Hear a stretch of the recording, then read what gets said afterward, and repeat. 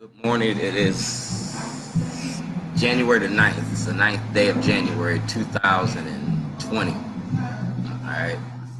Like I promised y'all, Starbucks and Shorty, this is how we're going to do this. I'm going to tell y'all what I'm going to do before I do it to you so we don't have no misunderstandings. Because, see, when I did this stuff back in the 2010, 2011, y'all locked me up and charged me with terrorism. See, I was making a documentary about race and racism in Baltimore City and Baltimore County. I was talking about stop and frisk, zero tolerance, the money that y'all make behind black bodies. Now, I used to do this in my store on Falls Road. You can go to Shorty's Voice on YouTube. It's 238 videos. It's already there. It's about the prison industry. It's about the media. I just ain't putting no titles on it. It's 238 videos. Anybody can see it. I got everything that I've been doing since 2006 on YouTube, Facebook, and Twitter. It's a video history of what I've been doing. I don't have the money like Spike Lee. I ain't got the money like Jay-Z, but I got the talents and the skills. So everything that I got, I can put that shit in a movie anytime. I own all rights to that shit. Y'all made me famous for toilets. Kai Jackson, Mary Mubarak, Richard Sher. Y'all did the first story on me when I got out of when I opened up my business on Falls Road. It was Shorty's Underground Ribs at Green Spring Station. Y'all did the first story on me in '97. I ain't committed no crime since I came to Baltimore. All right. Now the shit I did in Illinois, totally different story. But you can't hold me for what I did in my past. I've changed. I changed my product and I changed my hustle. You feel me? I don't sell drugs no more. I don't shoot people no more. 1981, it was a territorial drug dispute. Yeah, south side of Waukegan. That was me. 1986, shooting up downtown Waukegan, shut the whole city down. That was me. That's it. I quit. In 1986, I threw my guns in. I wanted to end the war on drugs. So fast forward to 2007, I started to make a movie and a documentary about ending the war on drugs. My son got killed. This ain't my fight, this our struggle. We're not supposed to bury our kids supposed to bury us. So when you sit here and talk about this and you talk about that, let's talk about the root of the violence in Baltimore. It's the war on drugs. If you ended the war on drugs, a lot of this violence would stop. In 1920, since we're celebrating 2020, 100 years ago, 125 years ago, y'all was talking about prohibition. Y'all ended prohibition because y'all was killing white kids. Al Capone was shooting down Jews and Gentiles. He was shooting down Jews and Italians and Polacks. That bootleg. That's why I call my business Bootleg Barbecue. So good it's illegal. And I don't shoot nobody. I pick my camera up and shoot you. I click, aim, and shoot. Copy, paste, and send. I changed my game plan, dog. 2020, I'm really gonna dig in y'all's asses.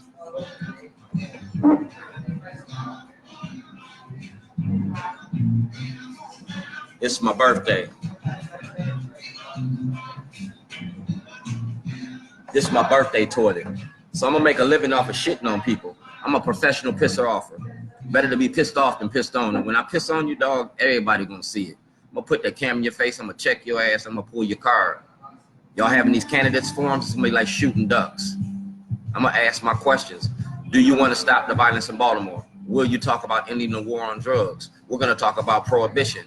We're talking about how you getting rich off of medical marijuana, but you still killing black Baltimore.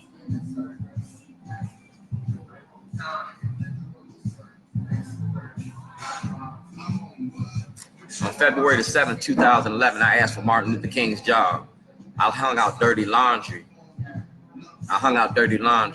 And I put a toilet in front of the Towson courthouse.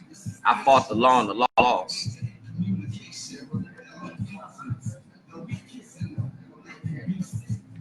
Martin Luther King gave you letters from a Birmingham jail. I got 2 jailhouse diaries. I got one in Illinois and I got one in Maryland. And it names Kai Jackson. It names Mary Mubarak. It names the media. It shows the role that the media plays in demonizing black Baltimore. They got a movie called The 13th Amendment. If you look at it, pay attention to it. Look at the part where it says ALEC, the corporation. SunTrust Bank is part of ALEC. State Farm Insurance is part of ALEC. And State Farm Insurance, SunTrust Bank, and the insurance corporations are part of ALEC. The lobbyists in Annapolis are part of ALEC. Those are the ones writing the laws to keep locking Black Baltimore up. Bobby Zirkin is part of ALEC. Cheryl Glenn was part of ALEC. When those individuals started signing off on those things, that's who was paying them. But Cheryl Glenn got greedy. Judge Turnbull was part of ALEC, the corporation. Like I said, anything I say, I can prove. Take me to court. I'm a whistleblower, and I can't hold the tune. But 2020, same thing make you laugh, gonna make you cry.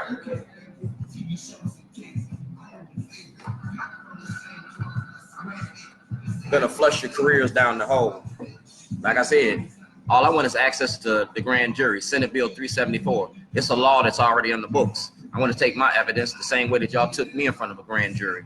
I'm going to take Shellenberger in front of the grand jury. Shellenberger got 10,000 cases that's going to be reversed and remanded. Governor Hogan ain't got no choice because he's putting the ethics bill out. Johnny Oleszki put a person in ethics, and you put a new state prosecutor in office.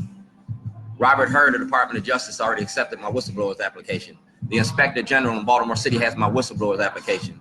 Dog, if you put your hands on me, it's like the movie Superfly. If I fall down, scrape my knee, whoever's on that paperwork going to jail.